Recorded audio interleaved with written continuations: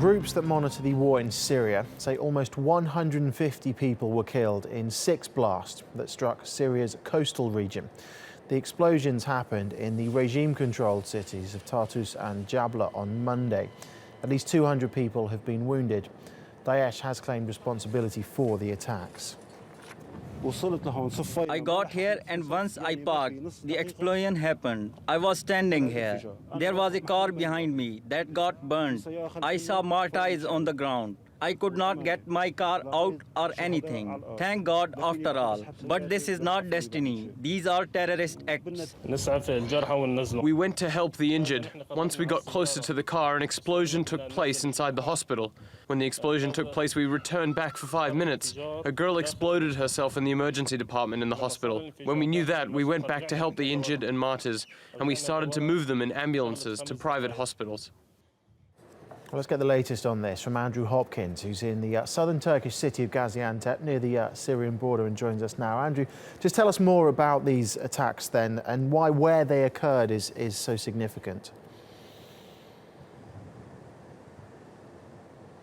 Yeah, Paul, as you mentioned, there were 6 of them. They were a mixture of suicide bombings and car bombs, and they took place in 2 pretty significant locations. Some of them happened in a city called Tartus, which is the 2nd largest port in Syria, and there's also a Russian naval base there.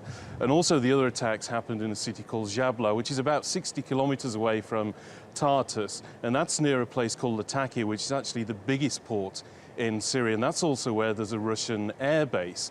Now, the significance of this area is it's quite a strong regime-held area. It's pretty much escaped the worst effects of the war so far, so the regime is going to be particularly worried, concerned about the breach of security in its controlled areas in this part of Syria. And afterwards, the regime has blamed actually foreign powers for interference in the country for causing these explosions, and Russia has called for everybody to get back to the negotiating table.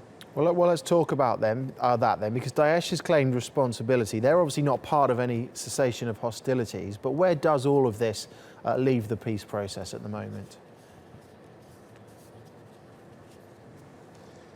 Well, Paul, it seems to be in as worse shape as it's ever been really at the moment, because you may remember back in February there was a cessation of hostilities announced between both sides, and that kind of reduced the amount of violence in the country to a certain extent, but it never really took complete hold, and it pretty much collapsed in April, where there was an upsurge in violence in and around Aleppo. There was an increase in airstrikes there, and after this there's been since last year, since in Vienna, when there were international peace talks then tried to get a solution off the ground, there was a timetable announced where both sides would be around the negotiating table in January, and then by the summer, by June, July, there would be some kind of what they call credible governance, a unity government running the country. And if you think about what that timetable was then and where we are now, they're as far away from that as they've ever been.